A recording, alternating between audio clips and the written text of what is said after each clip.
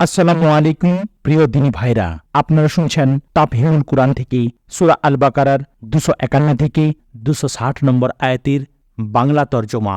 আল আমিন TV Bangla, ঈমান বৃদ্ধি করে ইনশাআল্লাহ। সাবস্ক্রাইব করে সাথে থাকুন, জীবনকে সুন্দর করুন। আয়াত নম্বর 251। অবশেষে আল্লাহর হুকুমে তারা কাফেরদের পরাজিত করল, আর দাউদ জালুদকে হত্যা করল, এবং আল্লাহ তাকে রাজ্য ও প্রজ্ঞা দান করলেন, আর সেই সাথে যা যা তিনি চাইলেন তাকে শিখিয়ে দিলেন। এভাবে আল্লাহ যদি মানুষদের একটি দলের সাহায্যে আর একটি দলকে দমন না করতে থাকতেন, তাহলে পৃথিবীর ব্যবস্থাপনা বিপর্যস্ত হতো। কিন্তু দুনিয়াবাসীদের উপর আল্লাহর অপার করুণা যে তিনি এভাবে বিপর্যয় রোধের ব্যবস্থা করতেন। আর দাউদ জালুদকে হত্যা করল। টিকা: দাউদ আলাইহিস সালাম এ সময় ছিলেন একজন কম বয়সী যুবক। ঘটনাক্রমে তালুতের সেনাবাহিনীতে তিনি এমন এক সময় পৌঁছেছিলেন যখন ফিলিস্তিনি সেনাদলের জবরদস্ত পাহলওয়ান জালুত, যাকে জুলিয়েটও বলা হয়, বনি ইসরায়েলি সেনাদলকে প্রত্যক্ষ মোকাবিলার আসার জন্য আহ্বান জানাচ্ছিল, এবং ইসরায়েলিদের মধ্য থেকে একজনও তার সাথে মোকাবিলা করার জন্য এগিয়ে যাচ্ছিল না। এ অবস্থা দেখে দাউদ আলাইহিস সালাম নির্ভয়ে ময়দানে ঝাঁপিয়ে পড়লেন এবং জালুতকে হত্যা করলেন। এ ঘটনায় তিনি হয়ে উঠলেন ইসরায়েলিদের মধ্যে অত্যন্ত জনপ্রিয়। তালুত নিজের মেয়ের সাথে তার বিয়ে দিলেন। অবশেষে তিনি হলেন ইসরায়েলিদের শাসক। বিস্তারিত জানতে হলে পড়ুন প্রথম সামুয়েল 17 ও 18 নম্বর অধ্যায়। কিন্তু দুনিয়াবাসীদের উপর আল্লাহর অপার করুণা। টিকা: পৃথিবী ব্যবস্থাপনা অক্ষুণ্ণ রাখার জন্য মহান ও সর্বশক্তিমান আল্লাহ যে পদ্ধতি নির্ধারণ করেছেন তা হচ্ছে এই যে তিনি বিভিন্ন মানব গোষ্ঠী ও দলকে একটি নির্দিষ্ট সীমা পর্যন্ত দুনিয়ায় ক্ষমতা ও কর্তৃত্ব লাভের সুযোগ দিয়ে থাকেন। কিন্তু যখন কোনো দল সীমা ছাড়িয়ে যেতে থাকে, তখনই তিনি অন্য একটি দলের সাহায্যে তার শক্তির দর্প চূর্ণ করে দেন। কর্তৃত্ব ও ক্ষমতা চিরন্তনভাবে একটি জাতি ও একটি দলের মধ্যে কেন্দ্রীভূত করে রাখা হতো, এবং তার ক্ষমতার দাপট ও জুলুম নির্যাতন হতো সীমাহীন ও অশেষ। তাহলে নিঃসন্দেহে আল্লাহর এই রাজ্যে মহাবিপর্যয় নেমে আসত। কিন্তু দুনিয়াবাসীদের উপর আল্লাহর অপার করুণা। আয়াত নম্বর 252। এগুলো আল্লাহর আয়াত। আমি ঠিকমতো এগুলো তোমাকে শুনিয়ে যাচ্ছি, আর তুমি নিশ্চিতভাবে প্রেরিত পুরুষদের অর্থাৎ রসুলদের অন্তর্ভুক্ত। আয়াত নম্বর 253। এই রসুলদের, যারা আমার পক্ষ থেকে মানবতার হিদায়াতের জন্য নিযুক্ত, একজনকে আর একজনের উপর আমি অধিক মর্যাদাশালী করেছি। তাদের কারোর সাথে আল্লাহ কথা বলেছেন, কাউকে তিনি অন্য দিক দিয়ে উন্নত মর্যাদায় অভিষিক্ত করেছেন। অবশেষ ঈসা ইবনে মারিয়ামকে উজ্জ্বল নিশানীসমূহ দান করেছেন এবং পবিত্র রূহের মাধ্যমে তাকে সাহায্য করেছেন। যদি আল্লাহ চাইতেন, তাহলে এই রসুলদের পর যারা উজ্জ্বল নিশানীসমূহ দেখেছিল, তারা কখনো পরস্পরের মধ্যে যুদ্ধে লিপ্ত হতো না। কিন্তু লোকদেরকে বলপূর্বক মতবিরোধ থেকে বিরত রাখা আল্লাহর ইচ্ছা ছিল না, তাই তারা পরস্পর মতবিরোধ করল। তারপর তাদের মধ্য থেকে কেউ ঈমান আনল, আর কেউ কুফরের পথ অবলম্বন করল। হ্যাঁ, আল্লাহ চাইলে তারা কখনো যুদ্ধে লিপ্ত হতো না, কিন্তু আল্লাহ যা চান তাই করেন। টিকা: অর্থাৎ রসুলদের মাধ্যমে জ্ঞান লাভ করার পর মানুষের মধ্যে যে মতবিরোধ সৃষ্টি হয়েছে, এবং মতবিরোধ থেকে আরও এগিয়ে গিয়ে ব্যাপক যুদ্ধ পর্যন্ত গড়িয়েছে, এর কারণ এই ছিল না যে নাউজুবিল্লাহ আল্লাহ অক্ষম ছিলেন, এবং এই মতবিরোধ ও যুদ্ধ থেকে মানুষকে বিরত রাখার শক্তি তাঁর ছিল না। নাউজুবিল্লাহ। তিনি চাইলে নবীদের দাওয়াত থেকে মুখ ফিরিয়ে নেয়ার সাধ্য কারো ছিল না। কেউ কুফরি ও বিদ্রোহের পথে চলতে পারত না। আল্লাহর দুনিয়ায় বিপর্যয় সৃষ্টি করার ক্ষমতা কারো থাকত না। কিন্তু মানুষের কাছ থেকে স্বাধীন ইচ্ছাশক্তি ও সংকল্প ছিনিয়ে নিয়ে তাকে একটি বিশেষ কর্মনীতি অবলম্বন করতে বাধ্য করা তার ইচ্ছাই ছিল না। তিনি পরীক্ষা গ্রহণের উদ্দেশ্যে মানুষকে এই পৃথিবীতে পয়দা করেছেন, তাই তাকে বিশ্বাস ও কর্মের ক্ষেত্রে নির্বাচন ও বাছাই করার স্বাধীনতা দান করেছেন। নবীদেরকে তিনি মানুষের উপর দারোগা বানিয়ে পাঠাননি।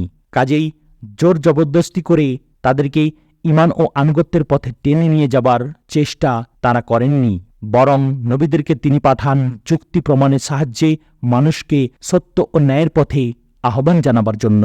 কাজেই যত মতবিরোধ ও যুদ্ধবিগ্রহ হয়েছে তার পেছনে এই একটি মাত্র কাজ করেছে যে আল্লাহ মানুষকে স্বাধীন ইচ্ছাশক্তি দান করেছেন, আর তাকে কাজে লাগিয়ে মানুষ বিভিন্ন পথ অবলম্বন করেছে। এই মতবিরোধ ও যুদ্ধবিগ্রহগুলোর কারণ এই ছিল না যে আল্লাহ তাদেরকে সত্য ও ন্যায়ের পথে চালাতে চাইছিলেন, কিন্তু নাউজুবিল্লাহ, এ ব্যাপারে তিনি সফলকাম হতে পারেননি। আয়াত নম্বর 254। হে ঈমানদারগণ, আমি তোমাদের যা কিছু ধন সম্পদ দিয়েছি তা থেকে ব্যয় করো সেই দিনটি আসার আগে, যেদিন কেনাবেচা চলবে না, বন্ধুত্ব কাজে লাগবে না এবং কারো কোনো সুপারিশও কাজে আসবে না। আর জালেম আসলে সেই ব্যক্তি যে কুফরি নীতি অবলম্বন করে। আমি তোমাদের যা কিছু ধন সম্পদ দিয়েছি তা থেকে ব্যয় করো, টিকা অর্থাৎ আল্লাহর পথে ব্যয় করো। বলা হচ্ছে যারা ঈমানের পথ অবলম্বন করেছে, যে উদ্দেশ্যে তারা এই পথে পাড়ি দিয়েছেন, সেই উদ্দেশ্য সম্পাদনের লক্ষ্যে তাদের আর্থিক ত্যাগ স্বীকার করতে হবে। আর জালেম আসলে সেই ব্যক্তি যে কুফরি নীতি অবলম্বন করে, টিকা এখানে কুফরি নীতি অবলম্বনকারী বলতে এমন সব লোককে বোঝানো হয়েছে যারা আল্লাহর হুকুম মেনে চলতে অস্বীকার করে এবং আল্লাহর সন্তুষ্টি অর্জনের তুলনায় নিজের ধন সম্পদকে অধিক প্রিয় মনে করে, অথবা যারা সেই দিনটির উপর আস্থা রাখে না যে দিনটির আগমনের ভয় দেখানো হয়েছে, যারা এই ভিত্তিহীন ধারণা পোষণ করে যে আখেরাতে তারা কোনো না কোনোভাবে নাজাত ও সাফল্য কিনে নিতে সক্ষম হবে এবং বন্ধুত্ব ও সুপরিবেশের সাহায্যে নিজেদের কার্যোদ্ধার করতে সক্ষম হবে। এখানে তাদেরকেও বোঝানো হতে পারে। আয়াত নম্বর 255। আল্লাহ এমন এক চিরঞ্জীব ও চিরন্তন সত্তা, যিনি সমগ্র বিশ্বজাহানের দায়িত্বভার বহন করছেন। তিনি ছাড়া আর কোনো ইলাহ নেই।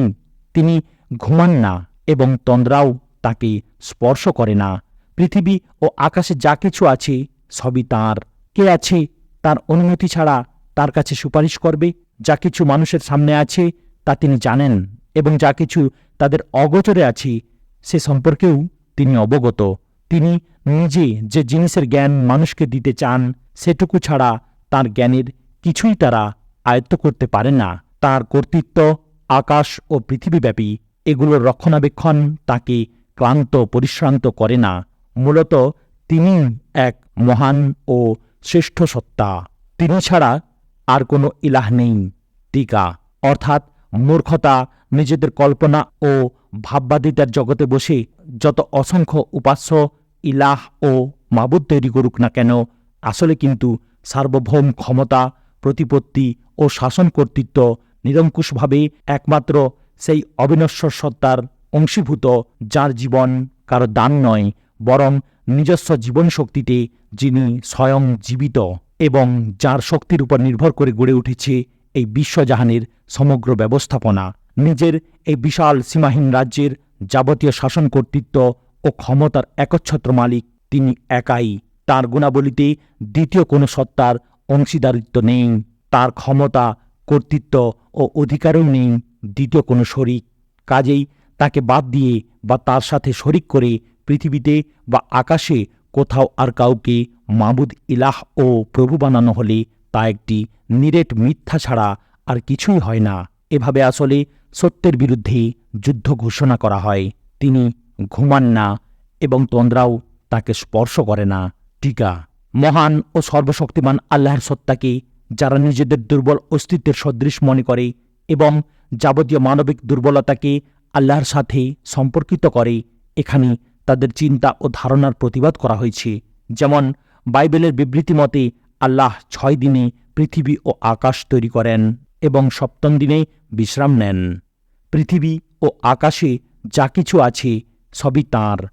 টিকা অর্থাৎ তিনি পৃথিবী ও আকাশের এবং এ দুয়ের মধ্যে যা কিছু আছে সব কিছুর মালিক তিনি। তার মালিকানা, কর্তৃত্ব ও শাসন পরিচালনায় কারো এক বিন্দু পরিমাণও অংশ নেই। তারপরে এই বিশ্বজাহানের অন্য যে কোনো সত্তার কথাই চিন্তা করা হবে, সে অবশ্যই হবে এ বিশ্বজগতের একটি সৃষ্টি, আর বিশ্বজগতের সৃষ্টি অবশ্যই হবে আল্লাহর মালিকানাধীন এবং তার দাস। তার অংশীদার ও সমকক্ষ হবার কোনো প্রশ্নই এখানে ওঠে না। কে আছে তার অনুমতি ছাড়া তার কাছে সুপারিশ করবে? টিকা: এখানে এক শ্রেণীর মুশরিকদের চিন্তার প্রতিবাদ করা হয়েছে, যারা বুজুর্গ ব্যক্তিবর্গ, ফেরেশতা বা অন্যান্য সত্তা সম্পর্কে এই ধারণা পোষণ করে যে আল্লাহর ওখানে তাদের বিরাট প্রতিপত্তি। তারা যে কথার উপর অটল থাকে তা তারা আদায় করেই ছাড়ে, আর আল্লাহর কাছ থেকে তারা যে কোনো কার্যোদ্ধার করতে সক্ষম। এখানে তাদেরকে বলা হচ্ছে, আল্লাহর ওখানে প্রতিপত্তির তো কোনো প্রশ্নই ওঠে না। এমনকি কোনো শ্রেষ্ঠতম পয়গম্বর এবং কোনো নিকটতম ফেরেশতাও এই পৃথিবী ও আকাশের মালিকের দরবারে বিনা অনুমতিতে একটি শব্দও উচ্চারণ করার সাহস রাখে না। তিনি নিজের যে জিনিসের জ্ঞান মানুষকে দিতে চান সেটুকু ছাড়া তার জ্ঞানের কিছুই তারা আয়ত্ত করতে পারে না। টিকা: এই সত্যটি প্রকাশের পর শিরকের ভিত্তির উপর আর একটি আঘাত পড়ল। ওপরের বাক্যগুলোই আল্লাহর অসীম কর্তৃত্ব ও তার সাথে সম্পর্কিত ক্ষমতাবলী সম্পর্কে একটা ধারণা পেশ করে বলা হয়েছিল তার কর্তৃত্বের স্বতন্ত্রভাবে কেউ শরিক নেই এবং কেউ নিজের সুপারিশের জোরে তার সিদ্ধান্তের উপর প্রভাব বিস্তার করার কোনো ক্ষমতাও রাখে না। অতঃপর এখানে অন্যভাবে বলা হচ্ছে, অন্য কেউ তার কাজে কিভাবে হস্তক্ষেপ করতে পারে যখন তার কাছে এই বিশ্বজাহানের ব্যবস্থাপনা এবং এর অন্তর্নিহিত কার্যকারণ ও ফলাফল বোঝার মতো কোনো জ্ঞানই নেই। মানুষ, জিন, ফেরেশতা বা অন্য কোনো সৃষ্টিই হোক না কেন, সবার জ্ঞান অপূর্ণ ও সীমিত।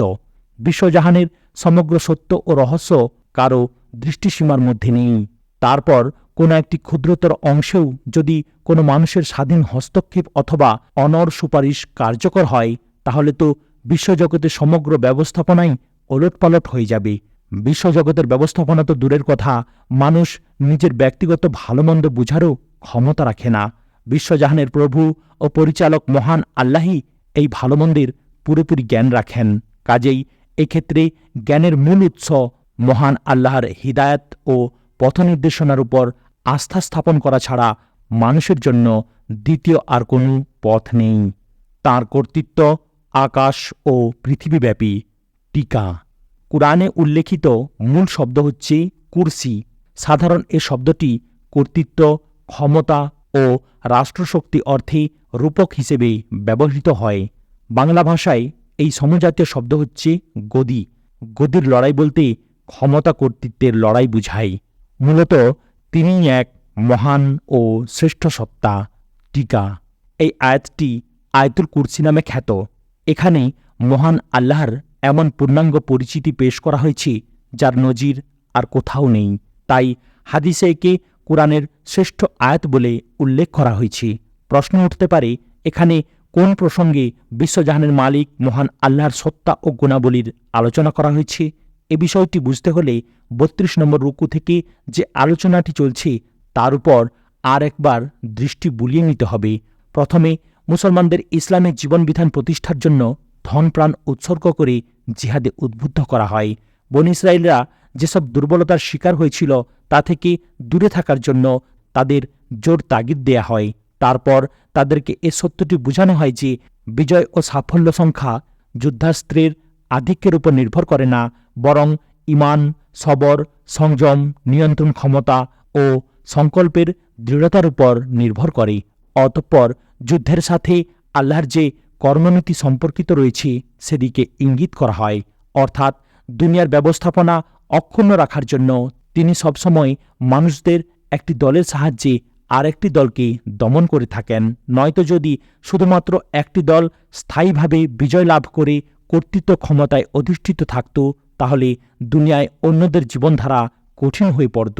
আবার এ প্রসঙ্গে অজ্ঞ লোকদের মনে আরও যে একটি প্রশ্ন প্রায় জাগে তারও জবাব দেয়া হয়েছে। সে প্রশ্নটি হচ্ছে, আল্লাহ যদি তার নবীদেরকে মতবিরোধ খতম করার ও ঝগড়া বিবাদ মিটিয়ে ফেলার জন্য পাঠিয়ে থাকেন এবং তাদের আগমনের পরও মতবিরোধ ও ঝগড়া বিবাদ খতম না হয়ে থাকে, তাহলে কি আল্লাহ এতই দুর্বল যে এই গলদগুলো দূর করতে চাইলেও তিনি দূর করতে পারেননি? নাউজুবিল্লাহ। এর জবাবে বলা হয়েছে, বলপূর্বক মতবিরোধ বন্ধ করা এবং মানবজাতিকে জোর করে একটি বিশেষ পথে পরিচালনা করা আল্লাহর ইচ্ছা ছিল না। যদি এটা আল্লাহর ইচ্ছা হতো তাহলে তার বিরুদ্ধাচরণ করার কোনো ক্ষমতাই মানুষের থাকত না। আবার যে মূল বিষয়বস্তুর মাধ্যমে আলোচনার সূচনা করা হয়েছিল একটি বাক্যের মধ্যে সেটিকেও ইঙ্গিত করা হয়েছে। এরপর এখন বলা হচ্ছে মানুষের আকীদা, বিশ্বাস, আদর্শ, মতবাদ ও ধর্ম যতই বিভিন্ন হোক না কেন, আসল ও প্রকৃত সত্য যার উপর আকাশ ও পৃথিবীর সমগ্র ব্যবস্থাপনা প্রতিষ্ঠিত, এই আয়াতেই বিবৃত হয়েছে। মানুষ এ সম্পর্কে ভুল ধারণা করলেই বাকি। এজন্য মূল সত্যের তো কোনো চেহারা বদল হবে না, কিন্তু লোকদেরকে এটা মানতে বাধ্য করানো আল্লাহর উদ্দেশ্য নয়। যে ব্যক্তি এটা মেনে নেবে সে নিজেই লাভবান হবে, আর যে মুখ ফিরিয়ে নেবে সে ক্ষতিগ্রস্ত হবে। আয়াত নম্বর 256। দ্বীনের ব্যাপারে কোনো জোর জবরদস্তি নেই। ভ্রান্ত মত ও পথ থেকে সঠিক মত ও পথকে ছাঁটাই করে আলাদা করে দেয়া হয়েছে। এখন যে কেউ তাগুতকে অস্বীকার করে আল্লাহর উপর ঈমান আনে, সে এমন একটি মজবুত অবলম্বন আঁকড়ে ধরে যা কখনো ছিন্ন হয় না। আর আল্লাহ যাকে সে অবলম্বন হিসেবে আঁকড়ে ধরেছে সব কিছু শোনেন ও জানেন। দ্বীনের ব্যাপারে কোনো জোর জবরদস্তি নেই। টিকা: এখানে দ্বীন বলতে ওপরের আয়াতে বর্ণিত আয়াতুল কুরসিতে আল্লাহ সম্পর্কিত আকীদা ও সেই আকীদার ভিত্তিতে প্রতিষ্ঠিত জীবন ব্যবস্থা বোঝানো হয়েছে। আয়াতের অর্থ হচ্ছে ইসলামের এই আকীদাগত এবং নৈতিক ও কর্মগত ব্যবস্থা কারো উপর জোর করে চাপিয়ে দেয়া যেতে পারে না। যেমন কাউকে ধরে তার মাথায় জোর করে একটা বোঝা চাপিয়ে দেয়া হয়, এটা তেমন নয়। তাগুত সম্পর্কে টিকা: আবিধানিক অর্থে এমন প্রত্যেকটি ব্যক্তিকে তাগুত বলা হবে যে নিজের বৈধ অধিকারের সীমানা লঙ্ঘন করেছে। কুরআনের পরিভাষায় তাগুত এমন এক বান্দাকে বলা হয় যে বন্দেগী ও দাসত্বের সীমা অতিক্রম করে নিজেই প্রভু ও খোদা হবার দাবিদার সাজে এবং আল্লাহর বান্দাদেরকে নিজের বন্দেগী ও দাসত্বে নিযুক্ত করে। আল্লাহর মোকাবিলায় বান্দার প্রভুত্বের দাবিদার সাজার এবং বিদ্রোহ করার তিনটি পর্যায় আছে।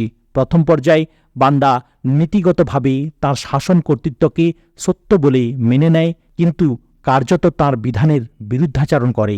একে বলা হয় ফাসেকি। দ্বিতীয় পর্যায়ে সে আল্লাহর শাসন কর্তৃত্বকে নীতিগতভাবে মেনে না নিয়ে নিজের স্বাধীনতার ঘোষণা দেয় অথবা আল্লাহকে বাদ দিয়ে অন্য কারো বন্দেগী ও দাসত্ব করতে থাকে। একে বলা হয় কুফরি।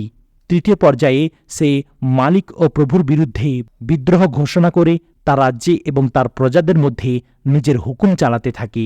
এই শেষ পর্যায়ে যে বান্দা পৌঁছে যায় তাকেই বলা হয় তাগুত।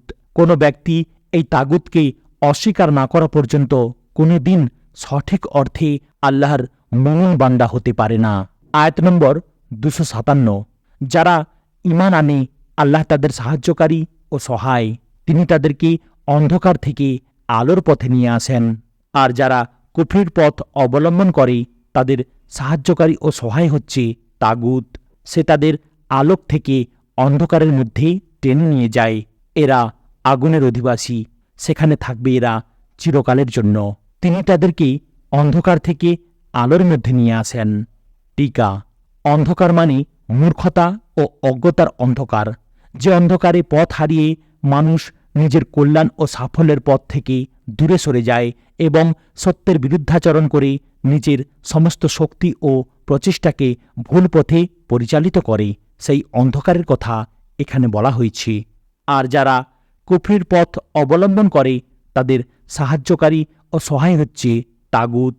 টিকা: তাগুত শব্দটি এখানে বহুবচন তাওয়াগিত অর্থে ব্যবহৃত হয়েছে, অর্থাৎ আল্লাহর দিক থেকে মুখ ফিরিয়ে নিয়ে মানুষ একটি তাগুতের সুশৃঙ্খলে আবদ্ধ হয় না, বরং বহু তাগুত তার উপর জেঁকে বসে। শয়তান তার সামনে প্রতিদিন নতুন নতুন আকাশ কুসুম রচনা করে তাকে মিথ্যা প্রলোভনে প্রলুব্ধ করে রাখে। দ্বিতীয় তাগুত হচ্ছে মানুষের নিজের নফস। এই নফস তাকে আবেগ ও লালসার দাস বানিয়ে জীবনের আঁকাবাঁকা পথে টেনে নিয়ে যেতে থাকে। এছাড়া বাইরের জগতে অসংখ্য তাগুত ছড়িয়ে রয়েছে। স্ত্রী, সন্তান, আত্মীয় স্বজন, পরিবার, বংশ, গোত্র, বন্ধুবান্ধব, পরিচিতজন, সমাজ, জাতি, নেতা, রাষ্ট্র, দেশ, শাসক ইত্যাদির সবকিছুই মানুষের জন্য মূর্তিমান তাগুত। এদের প্রত্যেকেই তাকে নিজের স্বার্থের দাস হিসেবে ব্যবহার করে। মানুষের তার এই অসংখ্য প্রভুর দাসত্ব করতে করতে এবং এদের মধ্য থেকে কাকে সন্তুষ্ট করবে আর কার অসন্তুষ্টি থেকে আত্মরক্ষা করবে, এই ফিকিরের চক্করে সারা জীবন কাটিয়ে দেয়। আয়াত নম্বর 258। তুমি সেই ব্যক্তির অবস্থা সম্পর্কে চিন্তা করনি যে ইব্রাহিমের সাথে তর্ক করেছিল এই কথা নিয়ে যে ইব্রাহিমের রব কে, এবং তর্ক এই জন্য করেছিল যে আল্লাহ তাকে রাষ্ট্র ক্ষমতা দান করেছিলেন। যখন ইব্রাহিম বলল, যার হাতে জীবন ও মৃত্যু তিনি আমার রব, জবাবে সে বলল, জীবন ও মৃত্যু আমার হাতে। ইব্রাহিম বলল, তাই যদি সত্য হয়ে থাকে তাহলে আল্লাহ পূর্ব দিক থেকে সূর্য উঠান, দেখি তুমি তাকে পশ্চিম দিক থেকে উঠাও। এ কথা শুনে সেই সত্য অস্বীকারী হতবুদ্ধি হয়ে গেল। কিন্তু আল্লাহ জালেমদের সঠিক পথ দেখান না। টিকা। ওপরে দাবি করা হয়েছিল মুমিনের সহায় ও সাহায্যকারী হচ্ছে আল্লাহ। তিনি মানুষকে অন্ধকার থেকে বের করে আলোর মধ্যে নিয়ে যান, আর কাফেরের সাহায্যকারী হচ্ছে তাগুত, সে তাকে আলোকের মুখ থেকে টেনে অন্ধকারের মধ্যে নিয়ে যায়। এখানে এই বিষয়টির উপর বিস্তারিত আলোকপাত করার জন্য দৃষ্টান্তস্বরূপ 3টি ঘটনার উল্লেখ করা হয়েছে। প্রথম দৃষ্টান্তটি এমন এক ব্যক্তির যার সামনে সুস্পষ্ট দলিল প্রমাণ সহকারী সত্যকে পেশ করা হয় এবং সে তার সামনে নিরুত্তর হয়ে পড়ে। কিন্তু যেহেতু সে আগে থেকেই নিজের লাগাম তাগুতের হাতে সঁপে দিয়েছিল, তাই সত্যের উলঙ্গ প্রকাশের পরও সে আলোর রাজ্যে পা দিতে পারেনি। অন্ধকারের অথই সমুদ্রে আগের মতোই সে হাবুডুবু খেতে থাকে। পরবর্তী দৃষ্টান্ত দুটি এমন দুই ব্যক্তির যারা আল্লাহর সাহায্যের দিকে হাত বাড়ান, ফলে আল্লাহ তাদেরকে অন্ধকার থেকে আলোর রাজ্যে এমনভাবে টেনে আনেন যে অদৃশ্য গোপন সত্যের সাথে তাদের চাক্ষুষ সাক্ষাৎ ঘটে যায়।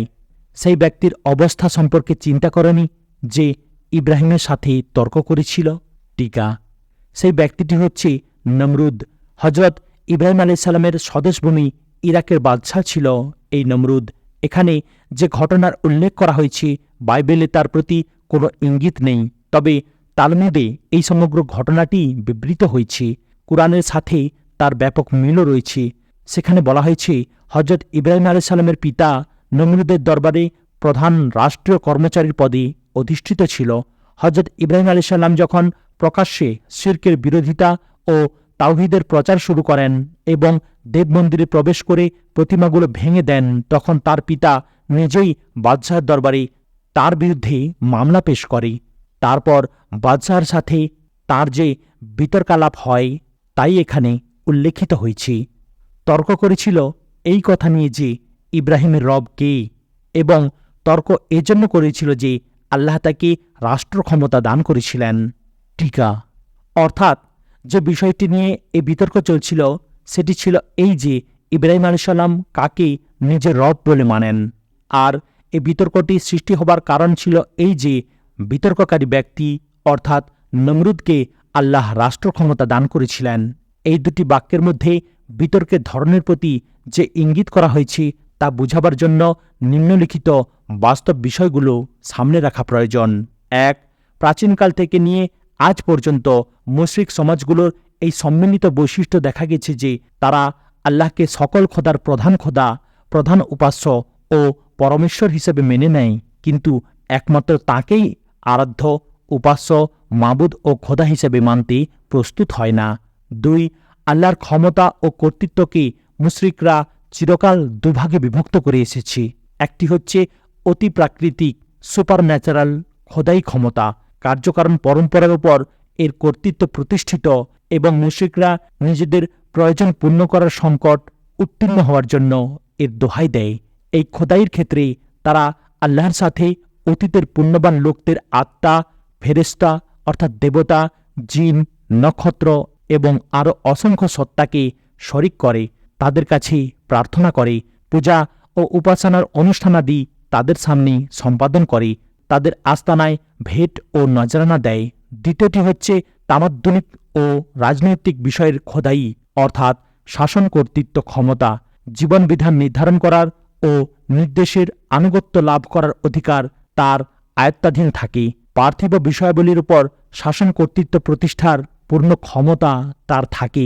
দুনিয়ার সকল মুশরিক সম্প্রদায় প্রায় প্রতি যুগে এই দ্বিতীয় প্রকারের খোদাই কর্তৃত্বকে আল্লাহর কাছ থেকে ছিনিয়ে নিয়ে অথবা তার সাথে রাজপরিবার, ধর্মীয় পুরোহিত ও সমাজের পূর্ববর্তী ও পরবর্তীকালের মনীষীদের মধ্যে বণ্টন করে দিয়েছে। বেশিরভাগ রাজপরিবার এই দ্বিতীয় অর্থে খোদাইয়ের দাবিদার হয়েছে। তাদের এই দাবিকে শক্তিশালী করার জন্য আবার তারা সাধারণভাবে প্রথম অর্থের খোদাদের সন্তান হবার দাবি করেছে। এ ব্যাপারে ধর্মীয় সম্প্রদায়গুলো তাদের ষড়যন্ত্রে অংশীদার হয়েছে। ৩. নমরুদের খোদাই দাবিও এই দ্বিতীয় ধরনের ছিল। সে আল্লাহর অস্তিত্ব অস্বীকার করত না। নিজেকে পৃথিবী ও আকাশের স্রষ্টা ও পরিচালক বলে সে দাবি করত না। সে একথা বলত না যে বিশ্বজগতের সমস্ত কার্যকারণ পরম্পরার উপর তার কর্তৃত্ব প্রতিষ্ঠিত রয়েছে, বরং তার দাবি ছিল এই যে আমি এই ইরাক দেশ এবং এর অধিবাসীদের একচ্ছত্র অধিপতি। আমার মুখের কথাই এ দেশের আইন। আমার উপর আর কারো কর্তৃত্ব নেই। কারো সামনেই আমাকে জবাবদিহি করতে হবে না। ইরাকের যে কোনো ব্যক্তি এসব দিক দিয়ে আমাকে রব বলে মেনে নেবে না, অথবা আমাকে বাদ দিয়ে আর কাউকে রব বলে মেনে নেবে, সে বিদ্রোহী ও বিশ্বাসঘাতক। ৪.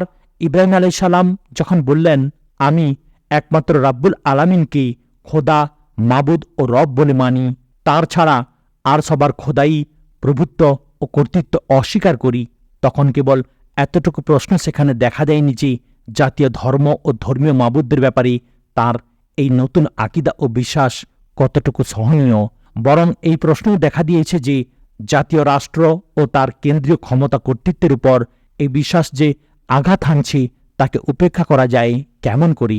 এই কারণেই হজরত ইব্রাহিম আলাইহিস সালাম বিদ্রোহের অপরাধী নমরুদের সামনে আনীত হন।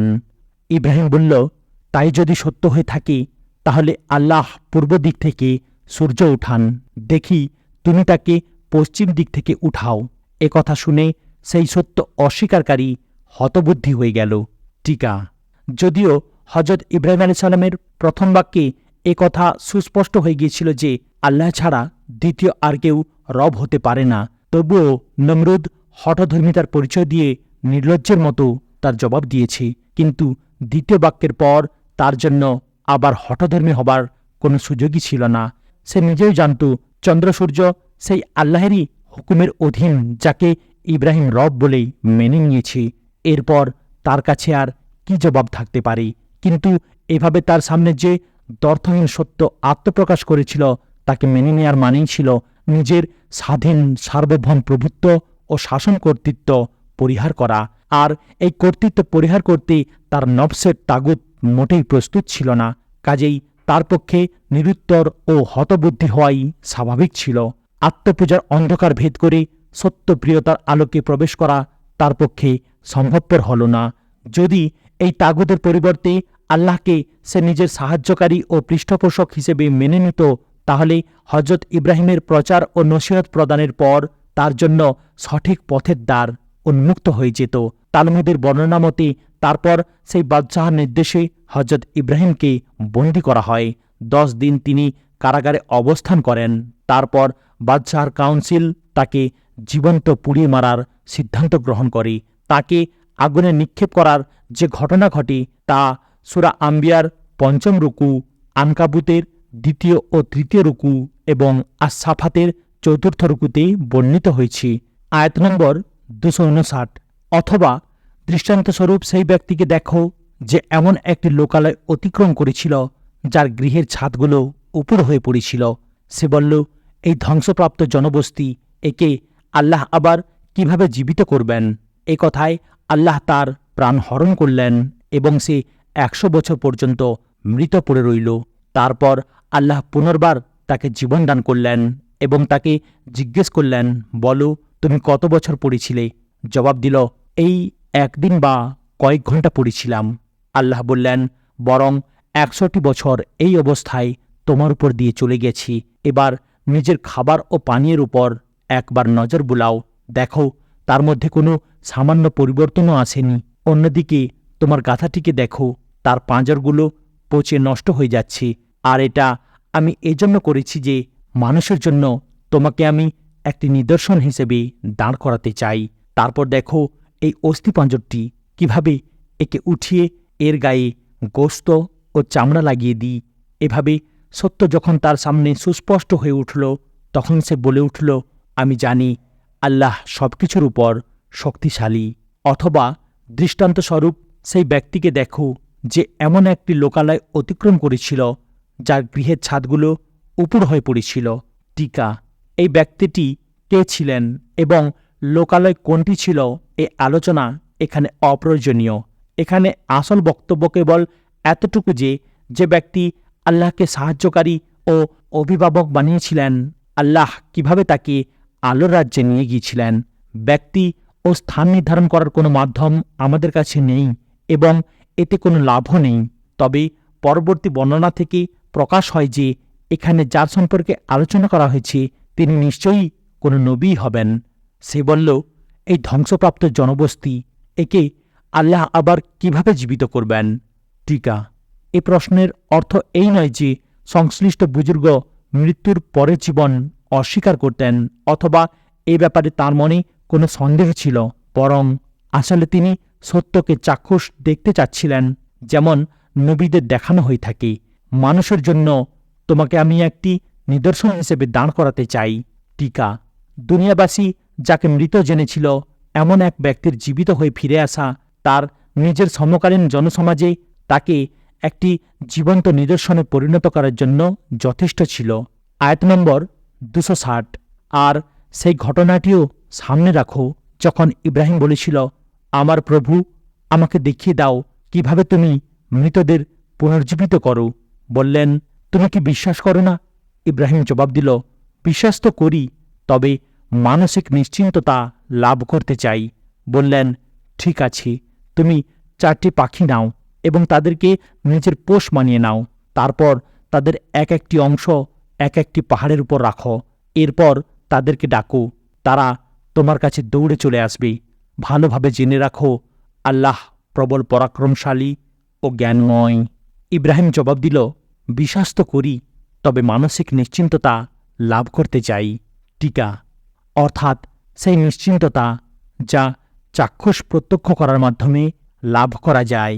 ভালোভাবে জেনে রাখো, আল্লাহ প্রবল পরাক্রমশালী ও জ্ঞানময়। টিকা: এই ঘটনাটি ও পূর্বোক্ত ঘটনাটির অনেকে অদ্ভুত অদ্ভুত ব্যাখ্যা দিয়েছেন, কিন্তু আম্বিয়া আলাইহিমুস সালামদের ব্যাপারে আল্লাহর যে নীতি রয়েছে তা ভালোভাবে হৃদয়ঙ্গম করতে সক্ষম হলে এ ব্যাপারে কোনো প্রকার গুঞ্জামিল দেওয়ার প্রয়োজনই দেখা দিতে পারে না। সাধারণ ইমানদারদের এ জীবনে যে দায়িত্ব পালন করতে হবে, সেজন্য ইমান বিল গায়েবী না দেখে মেনে নেয়া যথেষ্ট। কিন্তু নবীদের উপর আল্লাহ যে দায়িত্ব অর্পণ করেছিলেন এবং যে নির্জলা সত্যগুলোর প্রতি দুনিয়াবাসীকে দাওয়াত দেওয়ার জন্য তারা আদিষ্ট হয়েছিলেন, সেগুলোকে সচক্ষে প্রত্যক্ষ করা তাদের জন্য অপরিহার্য ছিল। মানুষের সামনে সর্বশক্তি দিয়ে তাদের একথা বলার প্রয়োজন ছিল যে, তোমরা তো নিছক আন্দাজ অনুমান করে বলছ, কিন্তু আমরা নিজেদের চর্মচক্ষে দেখা বিষয় তোমাদের বলছি। তোমাদের কাছে আন্দাজ, অনুমান, ধারণা, কল্পনা, কিন্তু আমাদের কাছে রয়েছে দৃঢ় বিশ্বাসের জ্ঞান ভাণ্ডার। তোমরা অন্ধ আর আমরা চক্ষুষ্মান। তাই নবীদের সামনে ফেরেশতারা আসতেন প্রকাশ্যে। তাদেরকে পৃথিবী ও আকাশের ব্যবস্থাপনা দেখানো হয়েছে। জান্নাত ও জাহান্নাম তাদেরকে চাক্ষুষ প্রত্যক্ষ করানো হয়েছে। মৃত্যুর পরের জীবনের প্রদর্শনী করে তাদেরকে দেখানো হয়েছে। নবীগণ নবুয়তের গুরুদায়িত্ব লাভ করার অনেক আগেই ঈমান বিল গাইবের পর্যায়ে অতিক্রম করে থাকেন। নবী হবার পর তাঁদেরকে দান করা হয় ঈমান বিশ শাহাদাতির, অর্থাৎ চাক্ষুষ জ্ঞানলব্ধ বিশ্বাস নিয়ামত। এই নিয়ামত একমাত্র নবীদের জন্য নির্দিষ্ট। আরও বেশি জানার জন্য দেখুন তাফহিমুল কুরআন সূরা হুদের 17, 18, 19 ও 34 নম্বর টিকা। আজ এখানেই সমাপ্ত করলাম। ভিডিওর পরবর্তী অংশ অর্থাৎ 261 নম্বর আয়াত থেকে তর্জমা শোনার জন্য চ্যানেলটিকে সাবস্ক্রাইব করুন, লাইক, কমেন্ট এবং শেয়ার করতেও ভুলবেন না। আসসালামু আলাইকুম ওয়া রাহমাতুল্লাহি ওয়া বারাকাতুহু।